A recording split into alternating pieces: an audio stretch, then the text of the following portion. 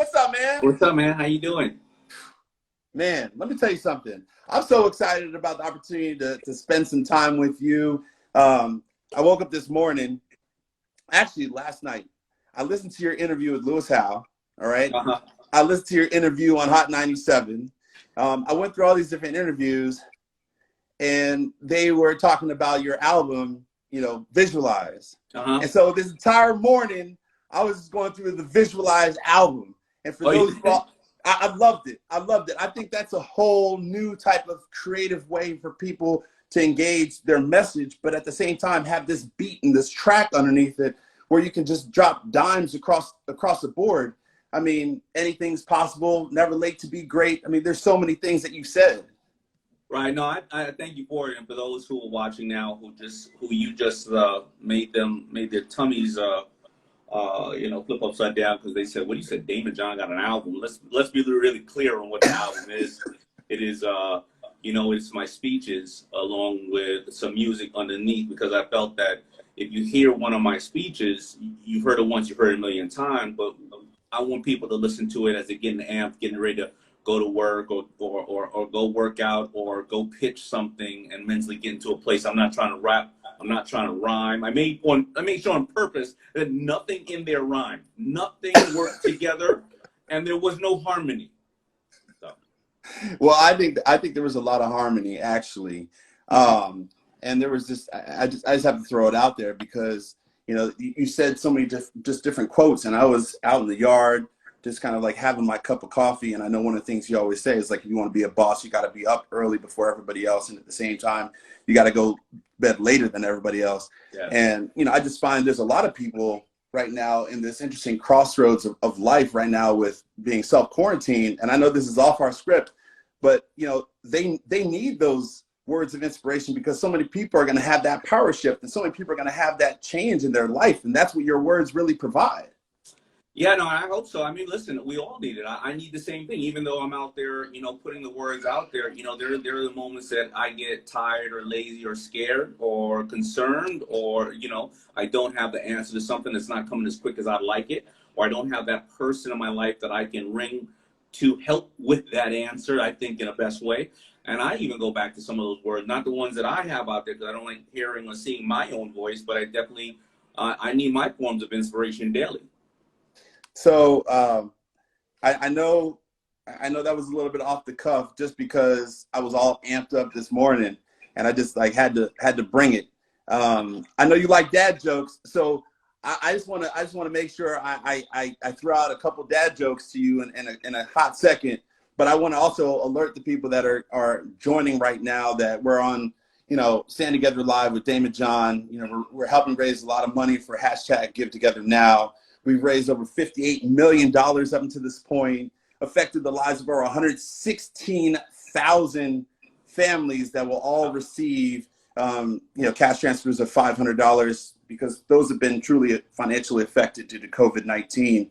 And I just want to say thank you to you and all the things that you've been able to do. But it's just fantastic that you're able to be on our show today and lend your nuggets of advice, because it's all about inspiring moments for everybody that's here. My pleasure. Thank you. Thanks for having me. So without further ado, it's Daymond John, the People's Shark, the founder of FUBU. You know what? I know you love hearing this all the time. Your 2015 presidential ambassador for global entrepreneurship. I mean, to think about that, to come from like Hollis, Queens, and to end up at the White House. Right? That did you visualize that since like the very beginning of your life?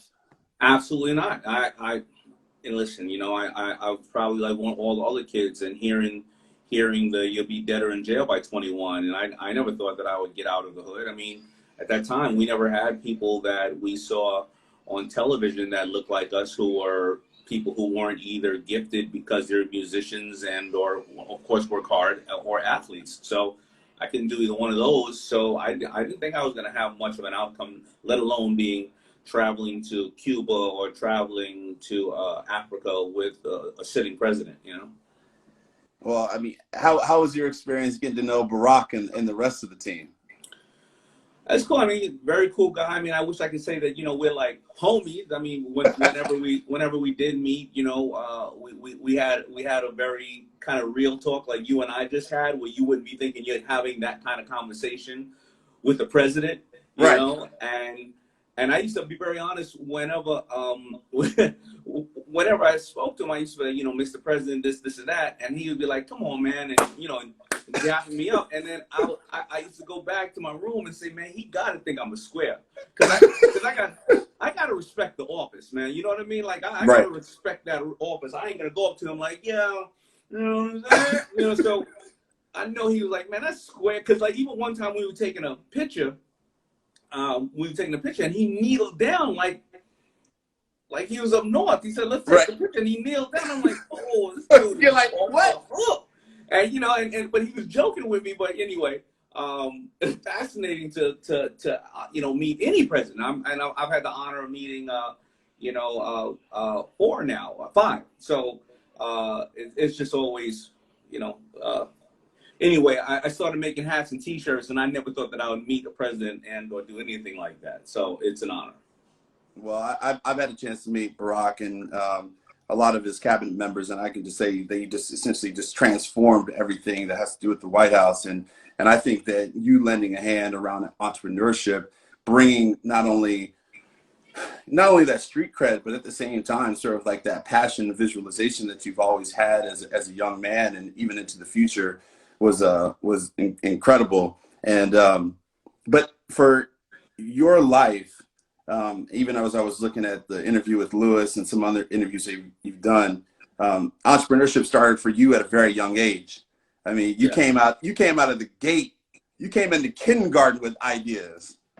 Yeah, so you know, it's well documented. But I like, you know, in kindergarten, I used to realize that with the boys like the girls, they would show them they liked them by trying to knock their teeth out. So I figured that, you know, there's got to be a way that I can make a profit off of this. So I would go out and I would find these pencils, and I would scrape the paint off the pencils, and I'd paint the names of all the pretty girls in school on the pencils, like about 7 or 8 girls. And I'd go over to the guys and be like, "Yo, you know, if you want to get to know them, just buy these pencils from me." It's like I think I sold them at 10 cents a piece. I was like, you know, and then you'll get and sit with the girls at lunch and give them the pencils, and then they would, you know, get to know you, you know, and then of course, you know, the boys would try to knock my teeth out, and I decided, and I found out that the girls would actually pay more for the pencils than the boys would pay because it had their names on it. Really? So I got to talk to the girls and sell them the pencils and make the money. And then my principal made me close that business after 1 month because somebody squealed on me and told that I was stealing the pencils from the guys that I hated in school. So my cost of goods was zero. I was paying nothing for the goods, you know. Right. So that was my first business, but I would go on to always do businesses and as we may want to call it a hustle, but at the end of the day, everything's a hustle. And I would just keep going because my mother always told me that I could actually, you know. She said you can do anything you want. Right. I actually had my first job. You know, I was cutting lawns. I was cleaning gutters. I was changing light bulbs. But kind of like you in school, I was selling candy out of my locker. Valentine's Day, because I know everybody wanted to give the young lady a flower. So, Yeah. you know, me and my boy would bring, you know, a couple dozen roses. We would go to the store in the morning, and then we come to school, and then we charge everybody 25 cents for their flowers. So Nice. I think you were on the right track. You had the pencils and I had the flowers. Yeah, listen, same thing, man, same thing. I mean, but you know, it just stretches your mind and it shows you at an early age that, and I know that there's some organizations that do this with younger kids. They show them that if you just take a box of pencils or you take a whatever and you buy it for $1 and sell it for $2, that is just the most raw form of entrepreneurship. And you know, the community we came from, there's always entrepreneurs. We just didn't formalize a lot of the businesses like we should have because we probably didn't know any better about how Right. to formalize these things. But it absolutely is nothing new. You know what I mean? But at the same time, you had one at 6, but then you also had your first kind of legitimate company or businesses that you got started at right around the age of 10. Why did you kind of go that route at the age of 10?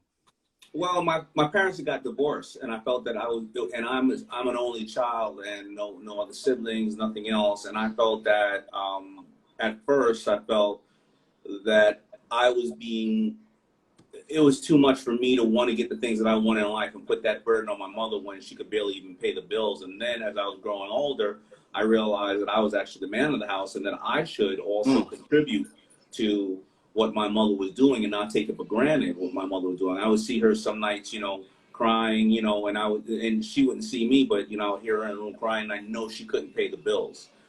She was so stressed about losing the house and things of that nature. And I just wanted to find any way and every way to do two things. Number one, maybe get some nice clothes if I like them, a pair of sneakers or whatever the case is. And number two, give whatever I could to my mother to help her with the expenses. And then at the same time, you also were part of the unique program that you were able to work and at the same time go to school full time. Yeah, at that time there was a job. It was a program called Co-op. I was in high school, and you could work 1 week and then go to school the alternative week. Which, honestly, I mean, when we think about our kids in college right now, they can actually technically do that if they're virtually learning, right? And I was able to get real life experience, and it also broadened my mind because just in Hollis, Queens, I didn't necessarily see other people of color, and when I did, I thought that they were all okay. Right? When you think that people on the other side are one way or another. However, a lot of times they were in power. And I don't care if it's like a bus driver who, you see stuff happening on the bus and then he goes or she goes and tells the cop and they happen to be two Caucasians who are now telling you to shut up or do this or do that, right? But as I moved and I started becoming a foot messenger, basically a messenger in the city when I was, going to Bayside High, I would be in there with a bunch of messengers and there would be people of all colors, right? There would be Latins, there would be whites, there would be Asians, there would be blacks. And I started to see there was more of a common denominator that everybody just wanted to feed their family because we were all messengers, right? And it would open up my mind to then understand that a lot of different aspects of dealing with other cultures. And it also made me feel better about myself to say that they're going through trouble just like we are. We're working out just like they are. They're no better than us. Why do people think these people are better than us? And it just really opened my mind. So, but was it seeing people or was it someone that was close to you that kind of gave you that broader scope of understanding how the world works? Well, it was seeing people then, and then my mother happened to had a boyfriend who came in her life, who I call my stepfather, who happens to be of the Jewish faith, and that really opened my mind because he taught me two things: that love doesn't come in a color or a gender, and white people are just as screwed up as black people are, right? And I would see him, and sometimes, listen, I'll be very honest. His brother was the main attorney in the United States who fought to free Nelson Mandela. And I would go into, let's say I went into a bike shop, and this actually happened. I went into a bike shop one day, and the guy didn't see that I was with him, with my, who I call my stepdad. And the owner of the bike shop said, "Hey," I said, "Where you from?" And the guy said, he said, "Yeah, well, I'm from Springfield, Massachusetts." He said, "Man, a white man can walk around free in Springfield. I got to sit here with all these monkeys, right?" And that's what the guy said to him. And I remember my stepdad calling me over and saying, "I don't ever want you to support this man, or any of your friends should never support this man. This man is in the middle of your community and has no respect for you. And I want to make sure that you tell all your friends to never come to this store again." Wow. And so when I would see that, the number one thing that he hated and the number one thing I hate is ignorance. That's the only disease that you can't fight. It's just ignorance. Yeah. And, it would, again, open up my mind to say, most of the things that we have seen that have been accomplished by people of all colors, whether it's the civil rights movement, whether it's apartheid and other things. And if somebody's willing to give you respect, you can respect them back. And if they're not, even if they're your same color, you don't give them respect. Wow. That was powerful. And even as I'm looking at the comments in the section, everybody is just talking about how strong a message that was to you. And I'm sure how many times you've told that story and affected other people as a result of it. I'm thinking about it with you, I've never told the bike shop story publicly. This is the first time I think publicly I've told that. I have told the story about the fact that this man came in my life and told me that love doesn't come in a color or gender. Well, love doesn't come, any color or gender. But uh, but love breathes life into you, and it also gives you an opportunity to see opportunities that are in the world that eventually just change the entire landscape. And I remember the Hot 97 interview. I forgot who was interviewing you, but he mentioned how many times you have or have not been acknowledged in the community. And I just wanted to say, you know, I've talked to, and I've been fortunate enough to meet a lot of powerful African-American men that have done so many great things in this world. And I want more people to acknowledge you, and more platforms to be able to see that. You said you were on the cover of Inc. magazine a couple times, Black Enterprise only a couple times. I feel like it needs to be more. I've never been on the cover of Black Enterprise. But they've done a couple of interviews with you, right? On There's interviews, but I haven't been on the cover of any African American magazine ever. Why do you think that's the case? You know, I don't know. I think that back in the days, a lot of the books were very music orientated, so there's no reason, right? Other ones were very sports, so there were no reason. And then I was talking to one of the editors recently, about a year ago, who's a very good friend of mine, and he said, "Damon, you're unapproachable. You're sitting next to billionaires, you know." So all of a sudden you're Black and you make $1 billion, and we can't put you on the cover of a magazine. I see Puff and Jay next to him and Magic next to him, but again, you know, I don't hold it like that. I just think that maybe they, you know, and I came up in a very small circle. You know, my FUBU guys, my partners and I, we know a lot of people, but we weren't codependent on other people and brands the same way that like Puff, if you worked at Bad Boy, you needed to collaborate with other artists, right? You needed to work with JD, whatever the case is. So we were very much kind of like closed in. And I think a lot of people often said either, well, they're fashion or they're this, that. But, you know, it's no, you know, that's not, I don't have an issue with it. I was just, in that interview, he had just brought it up. You know what I mean? So. Yeah. Well, hopefully someone sees this interview and they make sure they put you on the cover. Or maybe you just start your own magazine called Visualize, and you just put yourself on the cover. Just do it like Oprah. Maybe just Daymond John magazine. Well, I'll tell you something, man. It's not about me, man. You know, I listen. I have an honor. I'm honored because of the fans and everybody else that they have respected me enough to say this guy doesn't have a PhD or any of this other stuff, but he knows how to break down the fundamentals of business, and they've supported me. So it's really been, you know, really been amazing. And listen, I was on Billions the other night, right? I'm really proud of that. You know. Yeah, but you can't talk to me too much about that because I haven't seen the episode. So I wanted to get into it, but you know, I just feel like you might, you know, spoiler alert.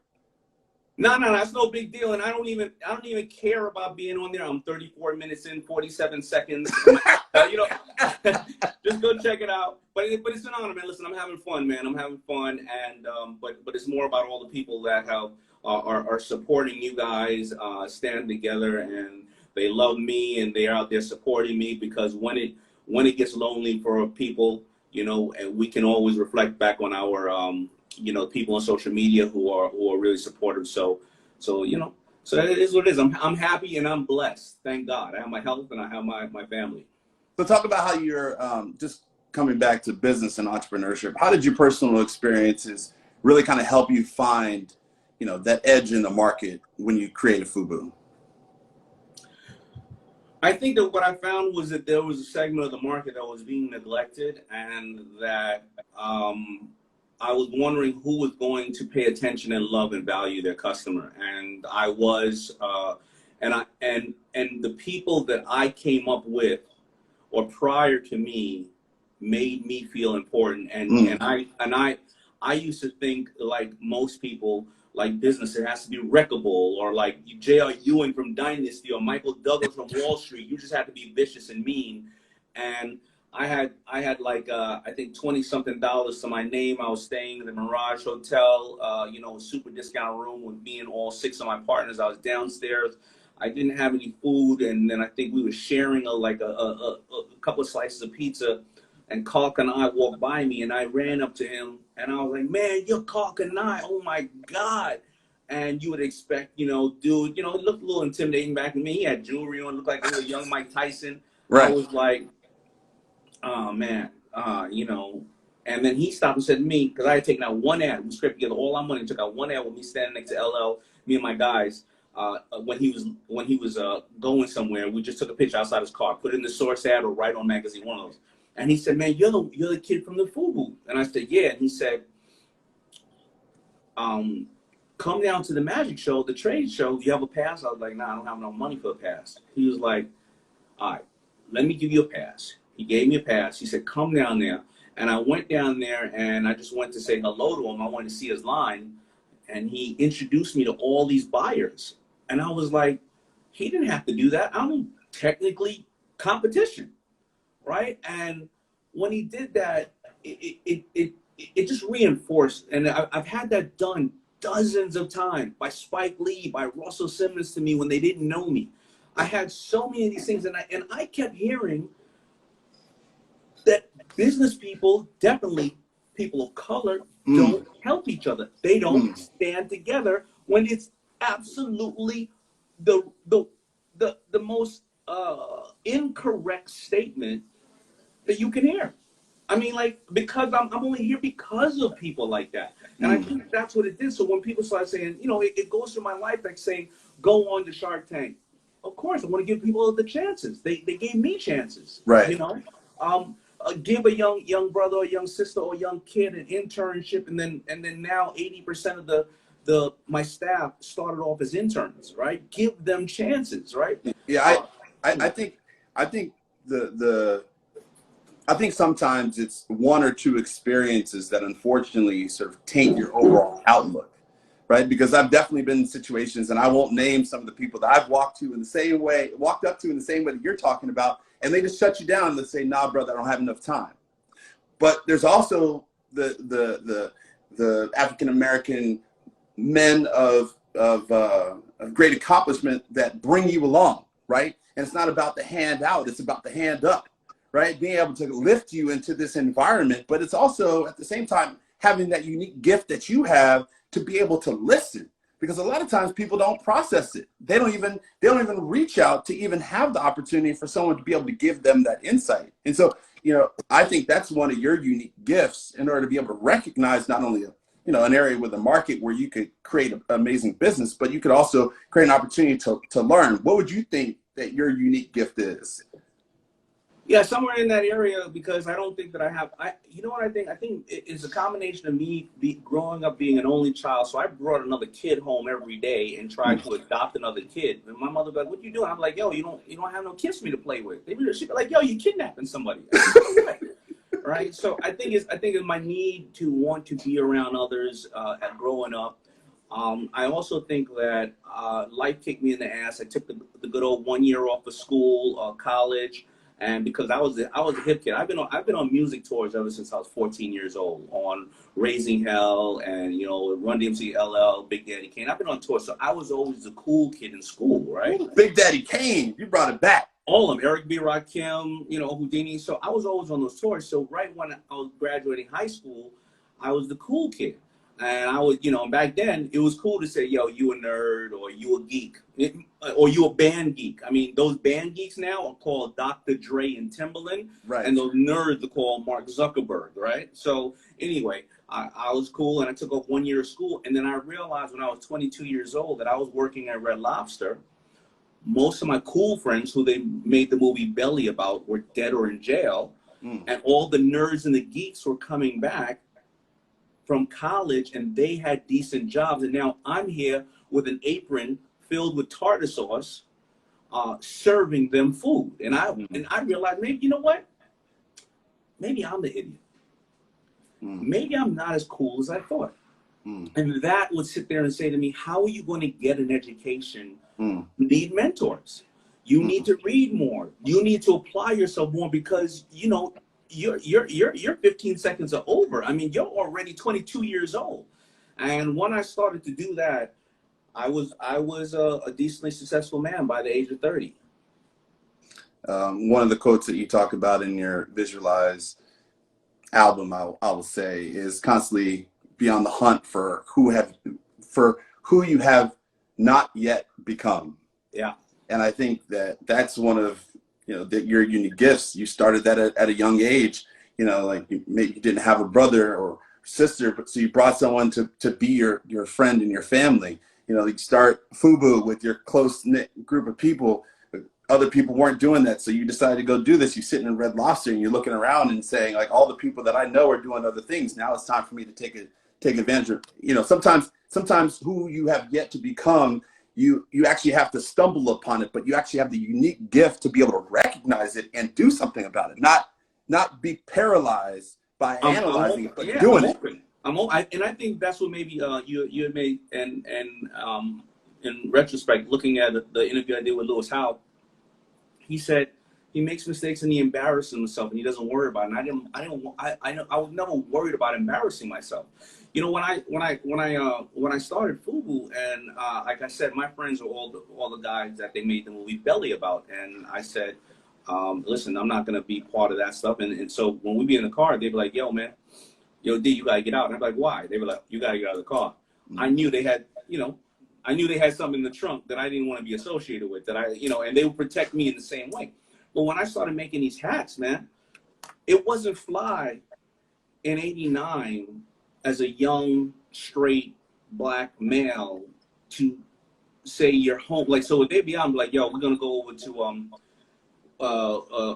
Union Square. We're going to go to this club called Union Square, man. And I'm like, yo, I can't go. They're like, why? I got this strawberry pattern that I just got from I got 6 yards of strawberries, homie. And I'm gonna go home and sew a nice little shirt or a hat. They'd be like, yeah. You say that?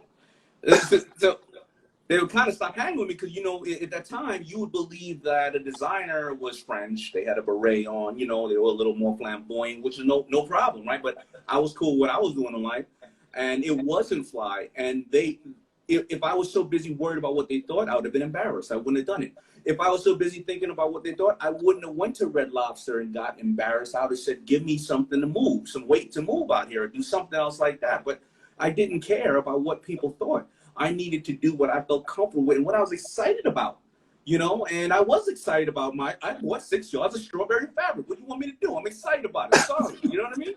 I think I might actually have one of those hats at home. So for us, by us, one of the greatest brands, and we're here with Daymond John, founder of FUBU, the People's Shark Tank, you know, presidential entrepreneurship, you know, doing amazing things. And I just wanted to take a quick second to just let everybody know that we're, you know, helping raise not only money, but also awareness around #GiveTogetherNow. And it's really, it's a response to the financial crisis that, you know, many people are going through now due to COVID-19. And we've raised over $58 million and affected the lives of over 116,000 families. Every time I say that, I get emotional about it because I just think that, you know, every dollar that people contribute counts, you know, 100% of the money. And I just wanted to share a story to small business owner. And I know you love entrepreneurship, and hopefully everybody goes #GiveTogetherNow.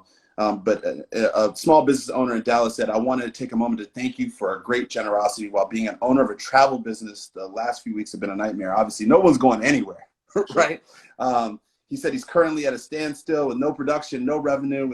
With this money, the $500, he's been able to keep a roof over his head for his family, which includes, you know, their family, her husband, who is disabled, 2 grandchildren.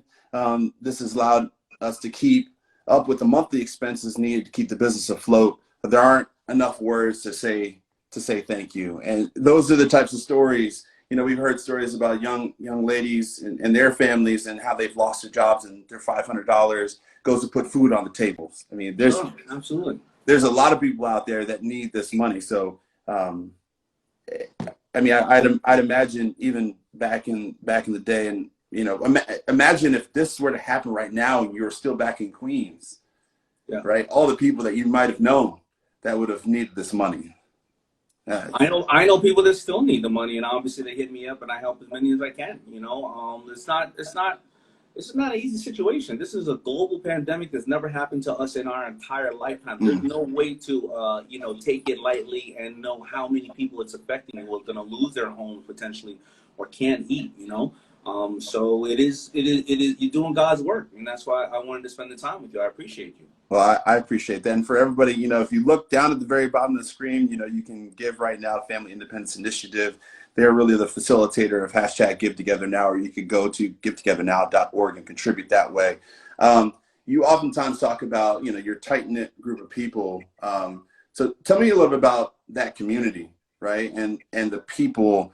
I can talk about the album all day, because you can talk about the people that are in your ear and the words that they speak to you, and how that ultimately affects the overall direction of not only you personally, but also your business. So tell me a little bit more about your community and how they helped you. How they helped me when I was coming up? When you were coming up and you're building FUBU, and even as you kind of transitioned, continue on even to more businesses. Yeah, so I had one or two businessmen in the area, one who owned a retail store, a bodega, I didn't know what interning was at the time, but I'd go over his store probably about 11 to 12 years old, and I would sweep up and I'd work the candy. But he knew the fundamentals of business. You know, you had to either decrease costs or increase sales. You know how to sell to customers. More importantly, though, customers were first, and to treat them like they were kings and queens, because they could spend their money anywhere. How to take inventory of what you had. You know, those kind of things. So I would learn from him. Then I would have another mentor in my life named Mr. Case, who was a van driver, who's still my mentor. And, you know, if you live long enough when you mentor, you get to reverse mentorship as well. Because as they get to this part of their life and you're at this part of your life, they still have the fundamentals. You can ask them stuff, but then they want to ask you stuff. There was another man named Ralph McDaniels. I'm not sure if you know him, but Ralph McDaniels has the longest running video show in history. It's called Video Music Box. And he was also somebody who would mentor me. So I would have vast amount of mentors. And I think life is a series of mentors. And we didn't have at the time, of course, we'd go to the library and pick up books, but we didn't have the availability of mentorship like you have right now to watch you and I speak, to watch another 3 conversations like this and see if you can see the defining line, the things that we're all saying and we're not in cahoots, and say, why do they keep saying this? Maybe I should write my goals down. Maybe I should take small actions and steps. Maybe I should surround myself with like-minded people. Maybe I should go to a mentor and ask them what I can do for them, because they got their own damn problems. And in the event I can do all this for them, will they just spend 1 hour a week with me talking to me? And I just realized I can't go up to people and say, here's my problems. It's nobody cares. They want you to help them on their problem, and then they'll help you. Right? So if they, you know, if you learn this from all these mentors and you hear it from all these people, you start to build a network. And then I started to build a network. My partners, Keith, Carl, Jay, the FUBU guys. Yes. Right. Stuck with me thick and thin, for about 8 years. When I wanted to quit, they didn't let me. When they wanted to quit, I didn't let them. Then we got with Samsung, we have our other partners, Norman and Bruce, another world. They traditional schmatters who've been in the business of clothing for 60 years. So we got to learn from them. And so I keep having pockets, and I don't go outside of my pockets generally. I just build a new pocket. You know what I mean? And that's what I found has been long lasting. Relationships and education as well, because we're all collectively learning from each other, and we're learning together. Yeah, that's what we talk about, standing together, how you can collectively learn together as a community, and how that ultimately creates a win-win scenario. I mean, you hit the nail on the head. I've always wanted to ask you this question. Why, aside from the obvious, right? What was the importance of allowing the name to be for us, by us? Well, you got to think, my partners and I never thought that we would have anything more than one boutique that all 4 of us worked at, and we changed shifts and changed hours. So I'm going to keep it 100. Okay. Keep it 100. That's all I want. I was in the basement. I had a really cold 40 dog and a bag of pork rinds, and we were just going back and forth, you know what I mean? And it was just like, what you call that for? Yo, brilliant idea, baby boy. And that was how I started. And then, but a lot of people, truth be told, would think the name was only for a certain color. And remember, I started it because Timberland had made a comment that said something like, we don't sell our boots to drug dealers. not realizing the reason they were spiking wasn't because construction workers were necessarily buying their boots. It was because the kids from the street were buying their boots, and they were buying turquoise, and then we were also buying 2 pair a month like Jordans instead of, you know, being a construction worker one time every 3 years, right? And so when I came with Name Forest Bias, it was I didn't want to be guilty of the same being a bigot, the same as Timberland. But people thought it was only for people of color. But I would dress MC Search. I would dress a lot of cats who, as long as they were all about the culture of hip hop. Yes. That was all I cared about. And I wanted a kid to be able to feel like, listen, if I see somebody across the street and they're wearing that, I know what we're into. Yeah. This is kind of like our form of communication. And when LL, he would end up doing that in the Gap commercial. He would end up having this silent way, or that's not the silent way, this underlying way of communicating with the kids. Because on the Gap commercial, he says, for us, by us, on the low. And the entire country would like, wait a minute, did that just happen? Yes, it did. You know? But that's the power. That's the power. That's the street cred and the power that you built within your community, where everybody was like, look, I want to rep whatever Daymond is doing, because he's taking things to a whole new level, regardless of the world of which I'm playing in. And that story about how Gap finally figured out what happened, and then they came back and they doubled down. Yeah, they found out what happened, and then 30 days later, and then they came back and realized that their store was spiking. All the clothes, the sales in the store was spiking because the kids thought they can get FUBU at the Gap, and that shows how, you know, you can turn a potential bad situation to a great situation if you look at the analytics and learn from that situation. Yes. There's a quote here. You said, "True success is all about treating customers and employees with great respect and love. More than anything else, success in the workplace and at home comes from listening to those around you." You know, where did you learn that virtue? I think I first learned it because I wanted to start my company, not only because of what I felt was this huge lack of acknowledgement for a community. I also never wanted somebody to feel like, because of their gender or their age or their color or any belief they had, that there was a glass ceiling in my company. And I always wanted an open door policy in my company. And it worked. Now, on the flip side, my customers, it worked too. Like, listening to them helped me grow. But on the bad side, to learn from it, you know, you have 2 levels of customers, right? You have your end customer who would pick up FUBU, and we made everything we could for them, and we would not compromise ourselves and do styles that we felt the hip hop market would say, I don't wear stuff like Jinko. I don't wear 26-inch bottoms on my legs. That's just not my style, even though they're doing really well over in that section for the skateboarders, right? So we kept it real with them. But we did get cocky with our retailers that bought from us, right? And we would start to feel ourselves a little bit and ignore some pricing they needed, or tell them, listen, just take this, or whatever the case is. And when we realized we did that, we created other competition in the market because they didn't feel valued. So they went and bought from other companies. So it would then reinforce, Daymond, you're not doing the right thing all around. You're doing the right thing one place or 2 places, but you need to apply this type of thinking within all of the tentacles of who you deal with. Well, I think the thinking with everybody that you've dealt with, and the thinking that you've learned from the community that's around you, has amassed you great intelligence, and then also translated into some fantastic experiences, and Shark Tank being one of them, the people shark, as they call you.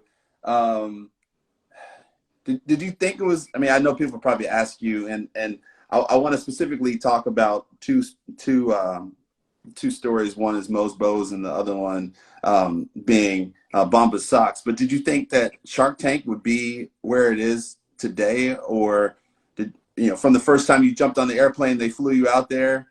Did you think that it was going to be really where it is now? Now, you know, everything that I have experienced some level of success with, I never thought was going to be anything. I just did it because I thought there was a reason. I did Shark Tank. I went out to do Shark Tank, and I didn't think it was going to be a success, first of all. And I said to myself, they're crazy. They want me to spend my own money. What are you talking about? We're supposed to get paid to do this Right. thing in Hollywood. And I was like, yo, these are the biggest pimps in history. I mean, what kind of stuff is that? But I said I would do it. I'd do it because Mark Burnett, knowing that he's a great producer, I wanted to pitch him 3 really smoking television ideas I Right. had. Win-win scenario.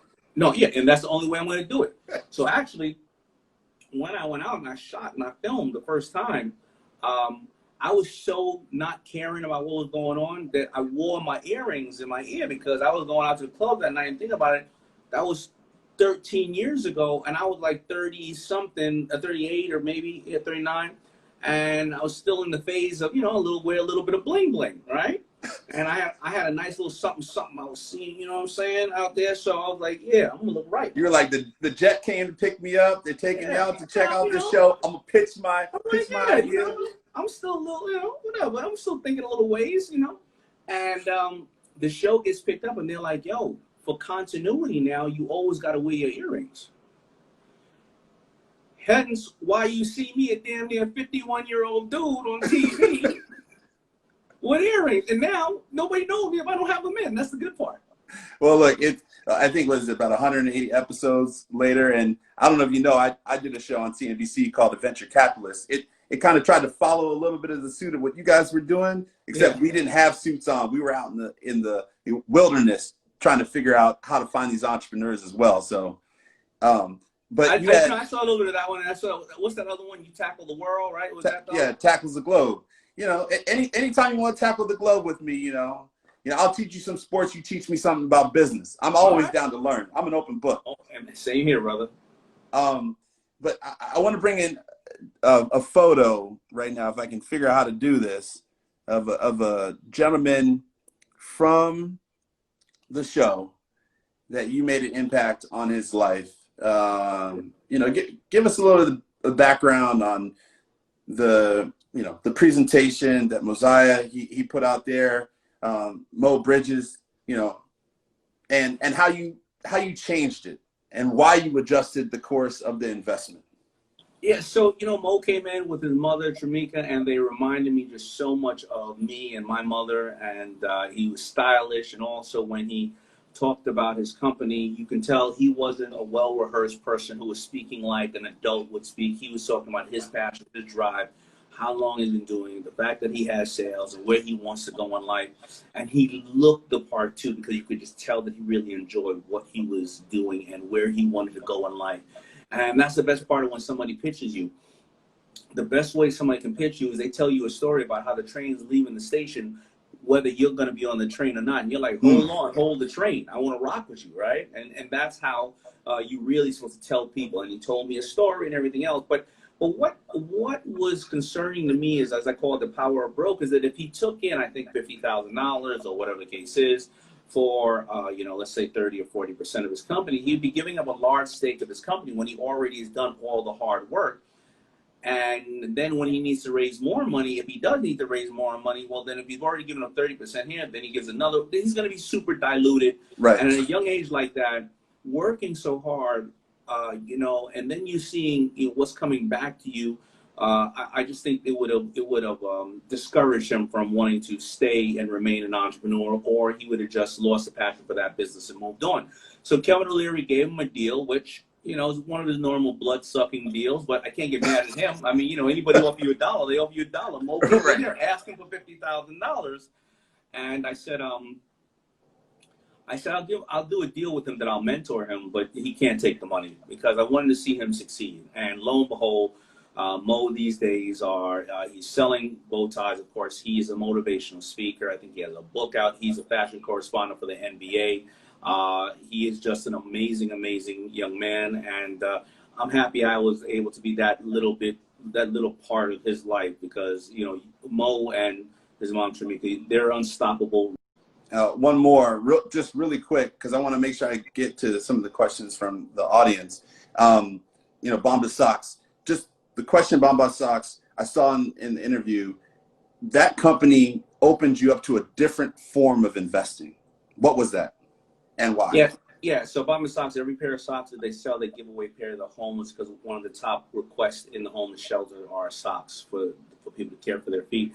But they showed me that, this whole kind of Tom Shoes model of you buy one, you give one away, this philanthropy can be done simultaneously. You know, me traditionally has been, I gave at the office at the end of the year, you know, but I realize now that whether it's through Stand Together or through Bomb the Socks, it's consumers want to say at the end of the year, I gave 200 times. Every time I bought a pair of socks, I helped the homeless. Every time that, you know, I donated to Stand Together, I helped these people hurt by COVID, or every time I bought this, I stopped human trafficking, or whatever the case is. And that is not only a feel good, but it also is a great form of advertising and marketing, because you make your customer your biggest advocate, because they sit around the table or the water cooler on Monday morning and say, here's how you can give. And you see people affected by the giving immediately. Right. So I just think that they trained me to understand that more of my companies, and of course, don't be fake about it. You gotta do something that you're truly passionate about, because people will see through it if you're just trying to slap a label on something, and or you're lying about it as well. So they've been really amazing. We talked about that for Stand Together. That's creating the win-win scenario, right? And I just want to give a shout out to a couple people on there, because I know that Spice Adams jumped into the conversation. So he was on the show. David, he's on the show. There's a lot of people that are jumping in, and they're gonna ask a bunch of questions. I guess, you know, with Mo, you mentor him. Bomba Socks, you know, you're mentoring them. Why is it important for you to mentor other people within the companies? Why is it important for you to pull out their unique gifts in their business? Well, I think in a selfish way, I'm learning from them as well, right? And I think there's a symbiotic relationship right there. But I think that also a lot of times what I learned in the earlier seasons was that a lot of times people want money, but they don't really need money. They need the mentorship, and a lot of them want, you know, they don't know what they don't know. So until you get to dig into their brain and show them how to open up other opportunities without necessarily having to you know, dry their company of the funding that is needed, you show them other ways to think more creative. And once you do that, you expand their mind, and in return, you learn too down the road with them. I just think that's the best way of business, especially like right now. I mean, right now we're going through such a hard situation where money's not really readily available. So how are you going to train your mind if the only thing you thought was, I needed $1 to make $2, right? You know, instead of saying, no, I need to tap into my Rolodex and my contacts, or no, I need to do a collaboration with various other people, or I need to look at my inventory that I currently have, I'm sitting on top of in some form or another, or my intellect is my inventory, right? If you keep only thinking that your dollar is it, then you're always going to be cash poor. Woo! Intellect is your inventory. I love that. Woo! Getting hot. I think that there's a way that we think about it as well with hashtag Give Together Now. We got creative, and there was actually one of the donors that pledged $2.5 million simply for acts of kindness. So I want to let everybody know that if you can't contribute financially, if you go out, you know, and you perform an act of kindness and you take a picture of it, or you videotape yourself, you know, whether you're taking a photo of a mural on someone's driveway, or waving to someone, or making someone a mask. I mean, if you hashtag Give Together Now and you tag Stand Together Foundation, we will pass along $500 on your behalf. And so this is all creating a movement. This is our power shift in our movement around giving kindness, right? Where, you know, people may not have, so you give kindness. Everybody out there, everybody that's watching right now, that's listening to Daymond, right? If you give kindness, we will pass along $500 on your behalf. Hashtag Give Together Now and tag Stand Together Foundation, and we will do that for you. I want to move a little bit into some of these questions, because we only got a couple minutes, and Zuckerberg only gave us an hour on this conversation. We've been getting deep, and I feel like we're just getting started. But someone asked, went on Shark Tank, how do you balance between investing more in an entrepreneur or investing more into the product itself?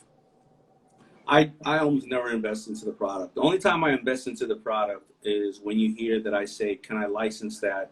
And would you mind licensing it? Because the immediate play that I think is there is something needed in this market, and I'm checking my mental inventory to say, who do I know that has distribution and manufacturing for this product, and this would be great. So it's kind of like a flipping of a house, right? That's right. The only time that I do that. But generally, after any other time, I'm investing purely into the entrepreneur. Have you ever found yourself pursuing the wrong dream? And how did you recover from that? That's a deep question. It ain't too deep to me. I find myself looking for the wrong dream every other week because I'm a person who thinks a lot, right? And I have gone down the pathway I've failed at them, but here's what I've always realized: there's only three reasons why I've ever failed at something, and all three of them are in line with each other. Did I love it? Mm. Did I really love it? Like, really was passionate about what I've done it for free.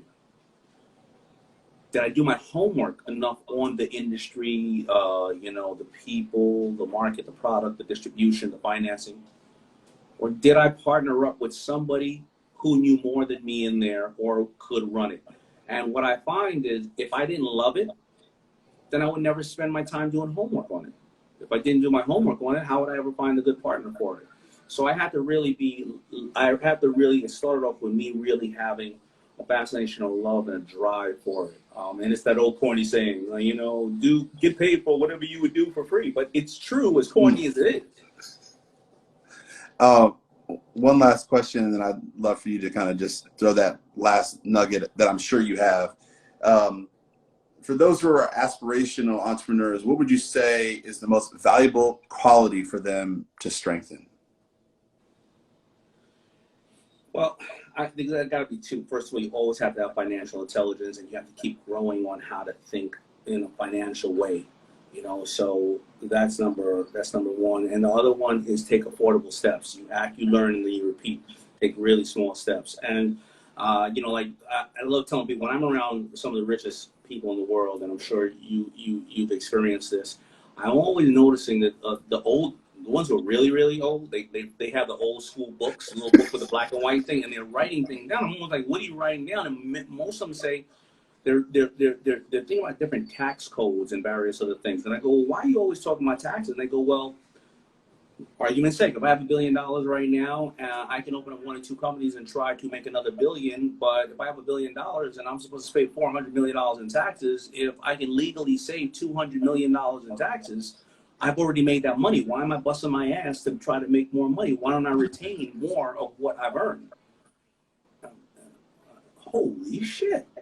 You know what I mean? So financial intelligence, as you are obviously know.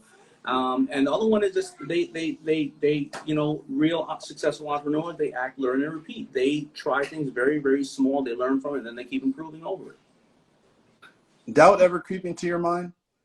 What? Doubt? You ever doubt yourself? Of course. All the time. All the time. But the only way to overcome doubt is taking action and keep going towards something to either say, I was right that this thing is not for me, or you guys were wrong. I told you, and watch, we're starting to get down the path. You know what I mean? And it doesn't mean that you're always going to be super successful in it, but at least you left everything on the field. That's all I want to hear. You leave everything on the field. And I love that quote you said, when one door closes, another door opens, but it's about the fight in the hallway. Yeah. Right? You're always a bitch. I love that. Any last thing you want to say to everybody that's watching right now? I really appreciate you being on the show today. No, I really appreciate it. I think that hopefully we've made people a little bit smarter today, and you have made me think. And usually after I do interviews like this, I go back and I write and I say, what did I learn from that interview? What perspective did I get from it? And I just think that it's amazing what you guys are doing with helping people during this tough time. And so thank you so much for having me, Daymond. I'd love to interview you again, sit down and chat with you. I think, you've given me nuggets of information, of inspiration. You've given me an album to wake up and listen to. I think that's a business in and of itself, because I think so many people that are sitting at home right now need those words from individuals like yourself. They need those words with that music underneath it in order to give them sort of that pep, right? That fire that you pour that gasoline, you keep going. And I love that. So I would say, thank you so much for everybody watching. Thank you for your contributions to hashtag Give Together Now. Remember, you can always give kindness, take a picture, photo, post it on social, tag Stand Together Foundation, hashtag Give Together Now.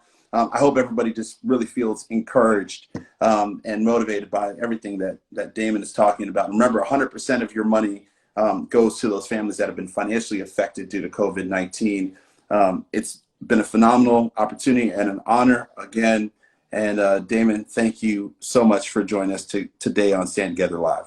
Well, thank you. And I also want to shout out just a lot of my ambassadors or my, or the people that, follow me every single day and support me, Eric and Ginger and a lot of people here watching. So, when they move from platform to platform with you and stuff like that, it's just so valuable to see that during crazy time when they can be doing anything, they're taking the time out to say, you know what, I want to see what D has to say. And so many of them have heard whatever I've said in so many different ways, but they go, that's not enough. I want to hear it again. So thank you so much. Thank you. I appreciate it, Daymond.